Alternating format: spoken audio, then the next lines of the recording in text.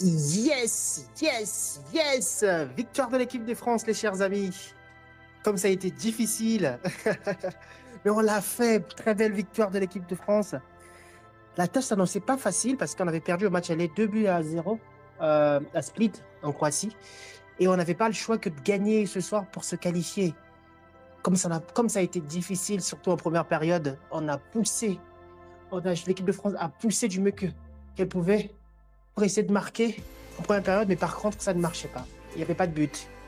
Les Croates, ils ont défendu du mieux qu'ils pouvaient, ils ont joué avec leurs armes, ils ont laissé le jeu à l'équipe de France. Et, nous, on a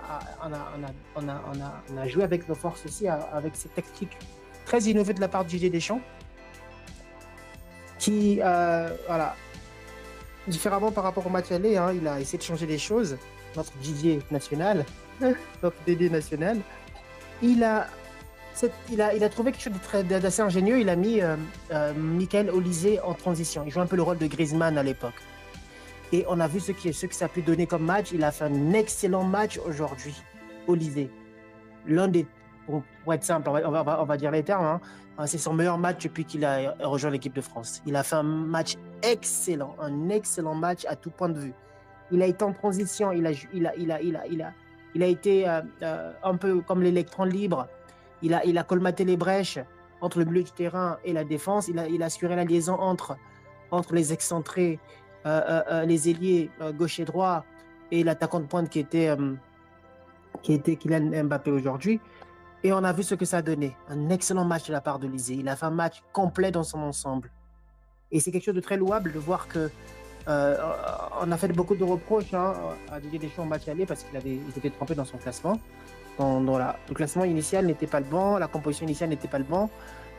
Et il avait mis Rabiot et Guendouzi sans avoir un milieu créateur qui pouvait en fait casser les lignes et qui pouvait effectuer la liaison entre l'attaque et la défense, malheureusement, au match aller. Mais pour le match retour, il a essayé de corriger ses erreurs. Il a mis Olise qui a fait un excellent match avec l'Olise et voilà, qui a permis pendant cette période fatidique de marquer ce magnifique coup franc qui a relancé le match.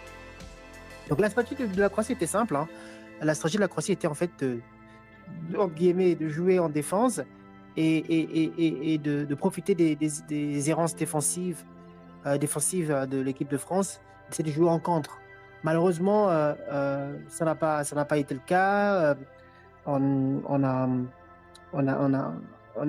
bien défendu en défense, avec Upamecano qui a fait un excellent match et Saliba.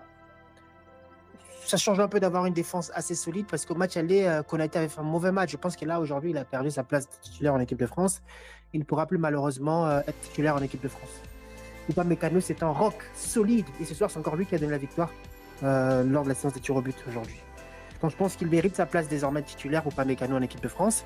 Konaté pourra faire des entrées selon la typologie de match, mais je pense que bon, c'est bon, il peut être sur le banc de touche, il pourra nous aider en cours de match en cas de blessure d'Upamecano. Et que dire en fait de Dembouz. Dembouz a fait son match, il n'a pas été excellent aujourd'hui, mais il a fait ce qu'il fallait. Il a été percutant dans ses gestes, comme il sait le faire. Il a causé beaucoup de misère à la défense croate. Et il a fait le boulot jusqu'à marquer ce but qui nous a permis de revenir en cumul des deux rencontres à 2 buts partout. Donc voilà, match complet de l'équipe de France. Et par contre, il va falloir retravailler les tirs au but parce que Koundé, je n'ai pas compris comment tu peux louper ce penalty alors que tu as de l'habitude de jouer dans un grand club. Et je ne sais pas comment tu peux rater ta frappe comme ça. Théo Hernandez, je suis complètement déçu de toi parce que tu joues dans un grand club comme le Milan AC et tu ne sais pas tirer un penalty. C'est pas normal ça. Tu es censé être très bon quand même et on doit travailler les tirs au but parce que on n'a pas des très bons tireurs en équipe de France. Il y a Kix de Bondy aussi qui ne les tire pas très bien. Mais voilà, tant que ça rentre, tant mieux pour nous. Et à côté de ça, on a aussi Dembélé qui les tire souvent très très bien. Et Désiré Doué, je pense que c'est son domaine de compétence.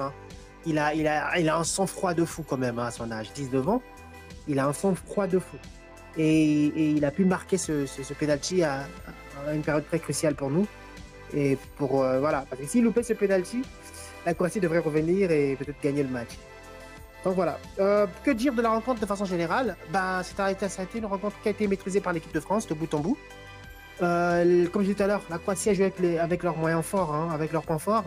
Ils ont essayé de jouer en contre-attaque. Malheureusement, pour nous, la défense, malheureusement pour eux et heureusement pour nous, notre défense a été assez solide pour tenir tout au long du match et pousser la rencontre jusqu'aux prolongations. Pendant les prolongations, on a été supérieur à la Croatie. On a fait un excellent match et je pense que c'est de bon augure pour la suite. Il va falloir qu'on continue dans cette lancée-là. Il va falloir qu'on travaille les tirs au but. Les défenseurs qui ont loupé aujourd'hui doivent retravailler en fait leur technique de frappe. Et on doit trouver un classement parce que je pense que Désiré Doué peut toujours rester sur le banc et entrer en deuxième période. Barcola, il était très percutant avec sa vitesse et je pense qu'il casse très bien les lignes. Lui, il peut être titulaire.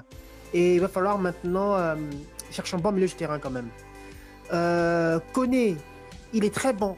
En fait, je ne savais pas qu'il était super bon comme ça, Koné.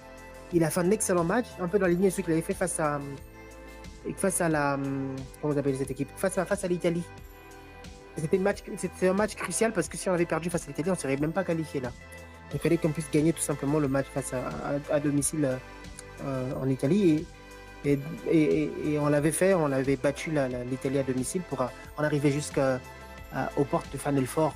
Et aujourd'hui, c'était la victoire ou rien. Et on l'a fait aujourd'hui avec le cœur. C'est vrai que les gens pensaient qu'on devrait perdre. Ils disaient ouais, c'est fini, Didier Deschamps.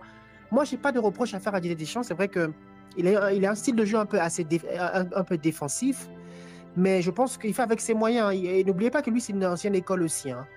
Et lui, il repose un peu sur ses forces. Il est un peu comme Ancelotti. C'est-à-dire que lui, c'est quelqu'un qui fait confiance aux joueurs. Et s'il a un joueur qui lui a rendu à juste titre lors des précédentes rencontres, généralement, il le remet. Les gens peuvent dire, mais pourquoi on rappelle toujours Kolo Muani? Bah, parce que Kolo Muani, c'est quelqu'un qui... Voilà, Didier Deschamps lui fait confiance. Et aujourd'hui, vous avez vu encore au tir au but, il a marqué son penalty. Il a marqué son penalty parce que bah, c'est un joueur que Didier Deschamps lui fait complètement confiance, même quand il n'est pas très en forme, même quand il était encore dans mon équipe au Paris Saint-Germain. Il n'était pas toujours bon, mais on l'appelait tout le temps, Kolo Muani. Et ce soir, en fait, on l'a encore appelé, et vous avez vu qu'il a marqué son penalty. Dans un moment très crucial pour lui, dans un moment fatidique pour l'équipe de France, il a pu marquer ce but. Donc voilà, c'est quelqu'un qui fonctionne à la confiance, hein. Et c'est vrai que bah, il va falloir qu'il se réinvente un tout petit peu pour la Coupe du Monde 2026 parce que il va falloir qu'il donne plus de chance aux jeunes. C'est bien ce qu'il a fait avec Barcola, c'est bien ce qu'il a fait avec Désiré Doué. Il va falloir qu'il prenne aussi Cherki parce que c'est un très bon milieu de terrain qui peut éventuellement faire ce qu'a fait Olysée aujourd'hui et casser les lignes et grâce à sa technique et faire des passes en profondeur pour Kix Bondi. Donc voilà un peu ce que je peux dire par rapport à ce match. Donc on a fait un excellent match aujourd'hui, bravo à l'équipe de France. Mais il va falloir qu'on retravaille encore plus parce que face à l'Espagne, ça va être encore plus compliqué. Les Espagnols sont plus techniques que nous. Et nous, on va faire avec nos moyens. Hein. On doit jouer avec la force physique au milieu du terrain. Mais par contre, il va falloir qu'on rajoute un tout petit peu un joueur assez technique aussi au milieu du terrain pour espérer passer face à l'Espagne. Je pense que dès la prochaine rencontre, il va falloir qu'on prenne Cherki. Il va falloir qu'on prenne Cherki qui est un peu technique et qui pourra éventuellement rentrer en deuxième période pour... à la place d'Olysée pour essayer de faire ce qu'a fait Olysée aujourd'hui avec brio. Donc voilà un peu les amis ce que je peux dire par rapport à cette rencontre. Donc allez les Bleus, belle victoire de l'équipe de France. On est très contents de nous supporter l'équipe de France. On espère que face à l'Espagne, on pourra faire un excellent match aussi pour passer. Donc voilà un peu ce que je peux dire par rapport à cette rencontre aujourd'hui. N'hésitez pas à liker et partager avec nous dans les commentaires votre point de vue sur cette rencontre magnifique. Allez les Bleus et je vous dis à très bientôt les amis. Ciao ciao.